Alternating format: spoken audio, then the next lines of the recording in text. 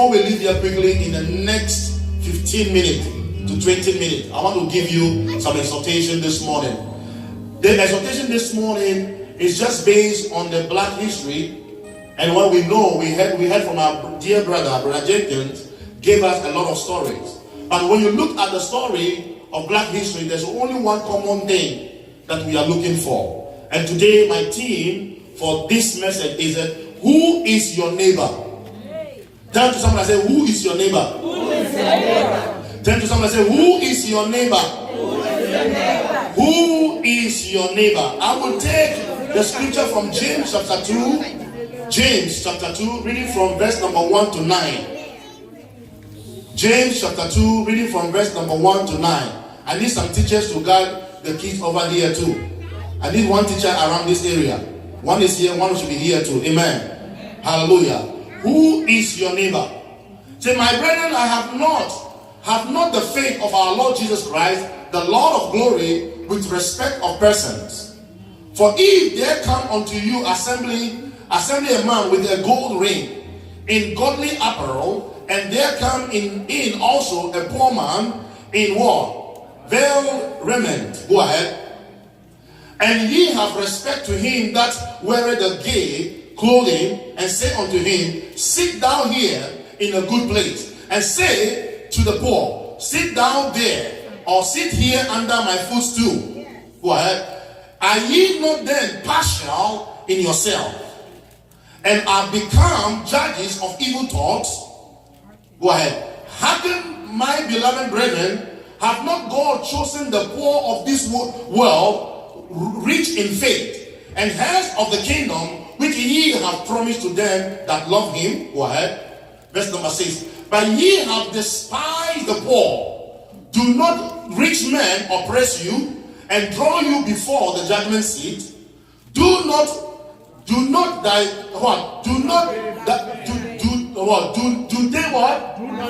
they blaspheme that worthy name by which ye are called? Go ahead. If ye fulfill the royal law according to the scripture, thou shalt love thy neighbor as thy what? Thou shalt love thy neighbor as thyself. Ye do what? Well. You say what? Thou shalt love thy neighbor as thyself. Ye do well. Now turn with me to Matthew chapter 22, verse number 34 to 40. Matthew 22, 34 to 40. Amen? Who is your neighbor? Say, I have a neighbor. Who is your neighbor? Ask somebody, who is your neighbor? The Bible says here that when the Pharisees had heard that he had put the Sadducees to silence, they were gathered together. They were gathered together. Then one of them, which was a lawyer, asked him a question, asking Jesus, tempting him and saying, Master, which is the greatest commandment in the law? Jesus said unto him, Thou shalt love the Lord thy God with all thy heart, and with all thy soul, and with all thy mind. This is the first and great commandment. And the second is like unto it.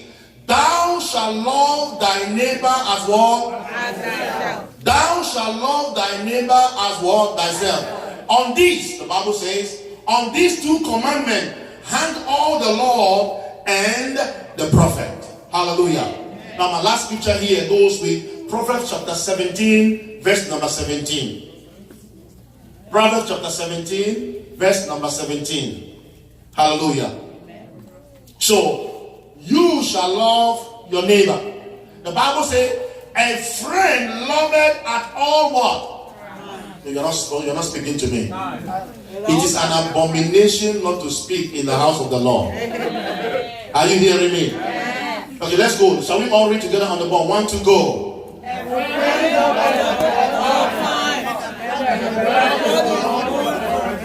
A friend loveth at all times, and a brother is bound for adversity. A friend loveth at all times. So if you have a friend, that friend is your neighbor, and that friend does not love you at all times, he or she will love you when you have money.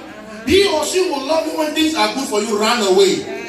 I said, you should do what? You can hear at the sound of my voice. I said, you should do what? Run away. If you have a friend and they call themselves a friend, I'm not talking about unfriendly friend. I'm talking about special friend who know that you are a friend. If they only love you when things are good for you, you need to do what? Run away. I said, you need to do what? Run You need to run away.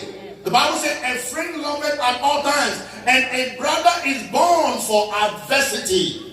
A brother is born for adversity, meaning that when you are in trouble, when you are in trial, when you are in dangerous time, a brother will come close to you, a brother will rescue you, a brother will be there for you, a sister will be there for you. They will not run around gossiping about you. They will not run around blackmailing you. They will not run around backbiting behind you, but they will come and deliver you from your trouble. Can I hear a louder amen? Who is thy neighbor?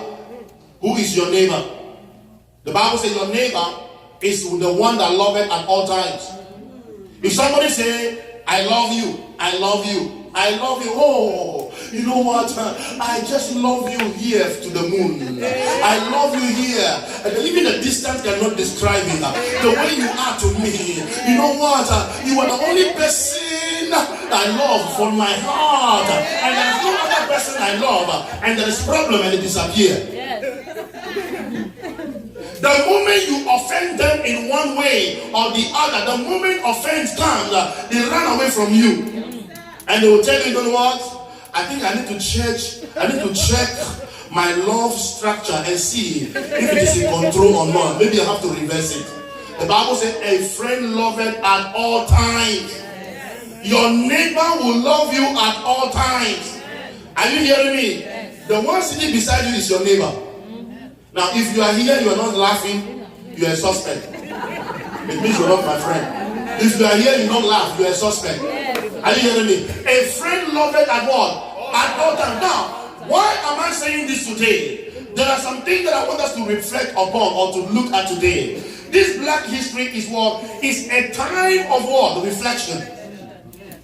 It's a time of what? Reflection. Now we want to reflect on how the brothers were together, the people were together, how they came together. There was no division among them. There was slavery somewhere else that put them under depression and suppression, but they managed to come together and they were able to make history for life. May your children make history. Amen. May your name make history. Amen. I said, may you make history. Amen. In the name of Jesus. It's a time of reflection. When you look upon what our great-grandfathers have done for us, you have a cause to say, yes, indeed, God has been with them. Amen. There are times that you look at when you are down and you read the story, a motivated story about people who have made history in their life, and God has made so many impact in their life. You want to be like them. Not to be like what people say you are, but you want to be like them. Amen. May your neighbors help you. May you be a neighbor that will help another neighbor.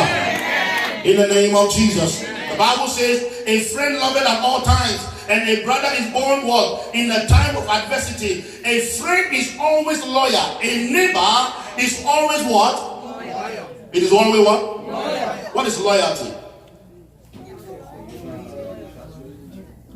Trustworthy. Put your hands together for the youth. They are listening, so bring them to the church every time, often. They know what I'm talking about. They are trustworthy. A neighbor is a trustworthy person. A neighbor is somebody, when you reflect from the past, you know that no matter what happened, when I go to this person, my secret will not come out. Are you hearing me? So the question I will ask you here, are your friends trustworthy? Do you have a trustworthy friend? Are you hearing me? Do you have friends that when you turn your back, you go to them in the secret place, you talk to them in the secret place, and they come and say, even though you confide in me, even though you said this to me, because you hurt me, I will bring it out. May God forgive you. And may God forgive them. In the name of Jesus. Are you trustworthy? Are you trustworthy? Are you a friend that God is counting on? Are you a neighbor that God is counting on to propagate the gospel and to expand the gospel to every area of our lives in the community? Who are you? Are your friends loyal? No. So the question I want to ask yourself today, are you loyal to yourself? Ask somebody, are you loyal? Ask someone, why are you afraid? Ask someone, are you loyal? Are you loyal to yourself? That's the question you have to ask. Are you honest to yourself? Would you tell yourself, I'm fasting today, by the time it's 9 a.m. in the morning, you tell yourself, you know what, but every other neighbor under my tummy here that disturbing me, something need to change. So you change your mind and say, you know what, I'm going to eat. Pastor understands. The Lord understands. Mercy and atonement. Are you loyal to yourself? If the Lord says, stand upon the righteousness of God and stand upon the purity of God and stand in holiness, are you loyal to yourself to stand in that holiness? Are you hearing me? We are reflecting on the things that these people have gone through. And they were loyal to themselves to the point that even though they were slaves, they made an impact. And that impact is our first generation today. Amen. May you make an impact. Lift up your right hand and say, Lord, I receive an anointing to make an impact in my life and for the rest of my life. In the name of Jesus. In this particular time, a neighbor is a type of person who will rejoice with you. They will do what? Rejoice. I said they will do what? A neighbor, the Bible says, love your neighbor as what? Okay, so now you have to love your neighbor as yourself. Is the one that will rejoice with you. Now in this Black History Month, we are looking at a time of rejoicing. Are you hearing me? It is not a time of mourning. It's not a time of sorrow. It's a time of what? Rejoicing. Will your friend rejoice with you? Some friend will only rejoice with you when you are well and you have things to go and the things are going well for you. But once they are not going well for you, they will never rejoice with you. May that not be your portion. May you not be your portion. Do you know that at some seasons, some friends comes around, they come in a nice way, a very smooth way, like a smoothie. You know what I'm talking about. Thank you. You know the smoothie I'm talking about. They come in a nice way. When things are like, if you are celebrating and you are rejoicing, they come around you and they rejoice. But when you call them and say, you know what, my sister, if you know what happened to me last week Friday, you say, and you will talk. And you will talk. On the phone you will talk. And you will talk. You will even ask, are you there? And they will tell you, I'm listening. No, it is a time. The Bible says that count it all joy when ye fall into diverse temptation, knowing well that the trying of your faith worketh patience. Now when you are in that temptation, your friend must come to rejoice with you. Anybody who will not rejoice with you in your little, and they will only rejoice with you when you have much, run away from them. I said you should do what? Run away. I said run away. Run away from them. Point number 3. Point number 3. I want us to look at this very, very important. It is very important for us to know that at this particular time, let's go to Colossians chapter 1 verse 27. Colossians chapter 1 verse 27. Let's do it quickly so we can leave. Colossians chapter 1 verse 27. To whom God will make known what is the riches of the glory of his mystery among the Gentiles, which is in Christ, the hope of glory. Christ, the hope of what? Glory. Christ, the hope of glory. Now, our hope is not in any man. Your hope that you have in order for you to rejoice every season is in what? Is in Christ.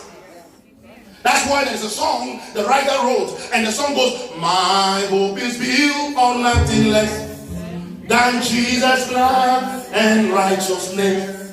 I dare not test the sweetest flame, but only lean on Jesus' name. On Christ the solid rock I stand, all other ground is sinking sand. All other ground is sinking sand. hope is built on nothing less than Jesus' blood and righteousness.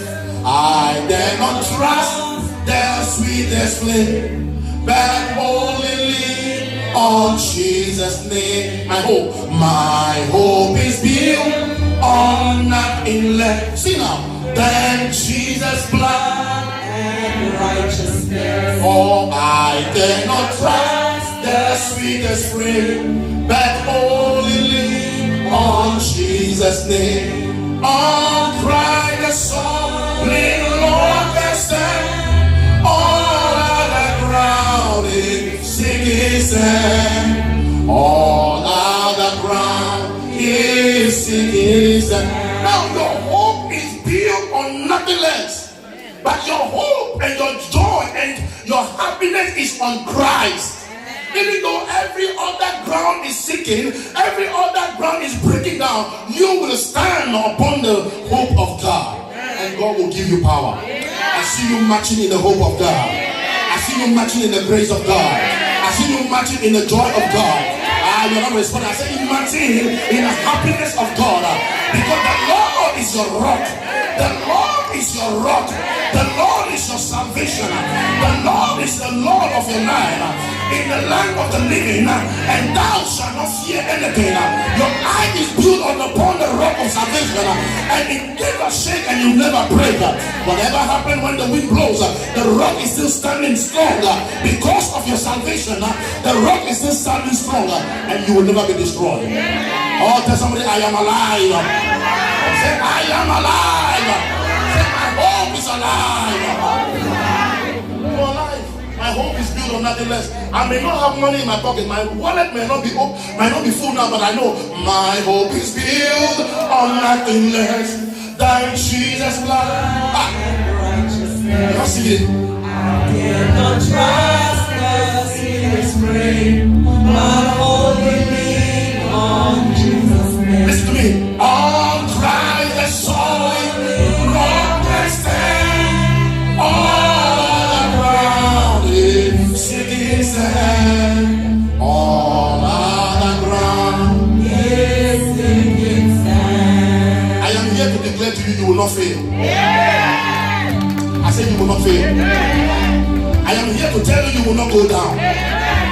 You're not hearing me, you're not hearing me, you're not hearing me. I'm prophesying to somebody today. I am here to tell you, you will not fail.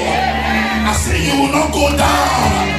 If you are listening to me at the sound of my voice through the internet, I am here to tell you that if Jesus cannot fail, your life will not fail. You will not go down. In the name of Jesus, you will not go down. They try it, but they will not succeed. Why? Because you are standing on the what? Solid rock. Oh, standing on the mountain Zion. Standing on the mountain Zion. Standing on the mountain Zion. We are here to worship the Lord. When you stand upon the mountain of Zion, worship will be yours. That's why I command you in the month of March, as we are entering the month of March, you will march around the wall of joy. I am here to declare to you in the name of Jesus, you will be marching, you will be marching, you will march with joy, you will march with joy, you will march with joy, you will march with joy, you will march with joy, you will march with joy, in the name of Jesus. Say, I receive joy. Enough of sitting down every day and singing pity party song to yourself. Enough of that. Telling yourself every day you can't do anything. The Bible says you are the head but not the tail. Thank God where I came from. We don't born people with tail. So I will never be a tail. You will never be a tail. Your house will not be a tail. You are the head but not the tail. You are the winner but not the loser. In the name of Jesus. Yes, you have to declare. When you look at your children, you tell your children, you are the doctor and the engineer I have. You will not fail in the name of Jesus. You lay hands on your children, lay hands on your business, lay hands on your destiny, and tell yourself, my destiny shall not fail, and your life will not fail. If there is any sickness in your body, that sickness is out now. I said it's out now. Say, I receive it in the name of Jesus. It is the day the Lord has made. God wants you to rejoice in that. Are you hearing me? Turn to someone and tell the person, stop worrying. Okay? If you can't tell the person, say it my own way. Tell the person, worry your worries. Do you know how to do that? You worry your worries. To do what? I don't know whether you understand that English. Worry your worries. When the worry is coming, let me give you one of the ways you can worry your worries. Let me give you one of the ways. This one is very practical. It is not theoretical. You can't read it. It is not from the books. This one is from the brain. Alright? Let me tell you. When it is time for you to worry or worry, and you look at yourself and you look at the condition, and the condition is telling you this week you will not survive on the money you have, I want you to get up and tell yourself, I am treating myself in a special place. Go sit in a restaurant, order the food, and let them give you the food. Eat the food. Walk out of the place like a king, and come to your house like a queen, and tell yourself, I am on top. I am the head and not the tail. In the name of Jesus. You tell yourself for where? You said, I'm going to look for Lipton and put it in the water and make the water hot. And look for some hard bread and dip inside. If you know what I'm talking about, unless you are righteous, you know what I'm talking about. Hallelujah. But this one, you tell yourself, enough is enough. Let me carry myself. Go to the place and begin to worry myself. Put your hand in the pocket and say, God, you are my supplier. You supply all things for me. I know you are my divine supplier. You can give me. When I eat now, I will not die. You order the food, wait patiently. Don't rush the waitress. Don't rush the people who are serving you. Wait patiently and treat yourself. Give yourself a treat. Tell somebody, give yourself a treat. You don't need to have a stranger in your house to have the king's cup to serve them wine. You don't have to wait until somebody is coming to visit you before you look for glass to set them whatever you want to do. No, there are times in your life you look at yourself. Why are you working? Are you hearing me? Tell somebody, who is your neighbor? When you look at your neighbor, you stand for your neighbor. You can't just be there and be working and work. All you do is build bills. Every day bill. Carry yourself. If you don't know where to go, I recommend you go to Hibachi.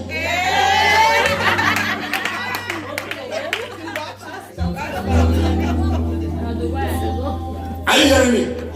No, you're not going to be doing that only when you have enough. That's when you say, oh, today I have enough. No, there are some times you need to carry yourself to the mall and tell yourself, I said, you know what? The shoe you'll be wearing, some of us, the shoes we have, they are so tight in such a way that you have to put Vaseline in the front of the toes in order to push it inside. And then when you push it, it's so hard. No, you got to carry yourself and say, enough is enough. I am getting something great for myself. Because the year 2019 is the year of glory to glory. You didn't hear me? I said, it's your year of glory to glory. Somebody say, Pastor has a lot of money, that's why he's speaking like that. Yes, I do have it. You see, you will move from billionaire to zillionaire. If you have the word billions, the last letter that we read an alphabet is Z. So you are moving from billionaire to what? Zillionaire. By the grace of God. I'm not giving you a false hope. I'm speaking to you by what I call sticky faith. Are you hearing me? You are walking in abundance. Your English are very big. I said you are walking in abundance.